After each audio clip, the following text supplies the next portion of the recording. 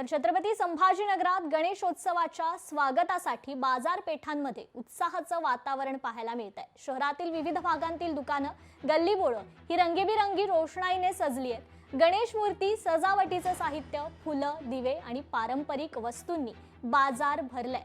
ग्राहकांची ही खरेदीसाठी मोठी गर्दी दिसून येते। उत्सवाच्या तयारीत संपूर्ण शहर आनंदात न्हाऊन निघालंय। याच बाजारपेठेतून आढावा घेतलाय आमचे प्रतिनिधी सचिन बडे यांनी।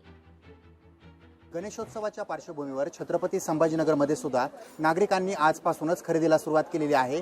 सुंदर असं डेकोरेशन असावं आणि लाडक्या बाप्पांचं स्वागत थाटामाटात व्हावं यासाठी 25 दिवस आधीपासूनच, काही जणांनी महिनाभरापासून आधीपासूनच तयारी सुरुवात केलेली आहे। आपण पाहत असाल छत्रपती संभाजीनगरातील नामवंत जी व्यापारी आहेत त्यांच्याकडे अशी विविध डेकोरिंगची साहित्य आलेले आहेत, सामग्री आलेली आहे आणि या माध्यमातून लाडक्या बाप्पांचं आगमन थाटामाटात उत्साहात व्हावं यासाठी कस्टमर म्हणजेच ग्राहक जे आहेत ते सुद्धा येत आहेत आणि भाविक भक्तांना सुद्धा एक आस आहे की लाडक्या बाप्पांचं जंगी स्वागत व्हावं। पण काय सांगाल, काय आवडलंय तुम्हाला आणि बाप्पांचं स्वागत करण्यासाठी कशी तयारी चालू आहे तुमची?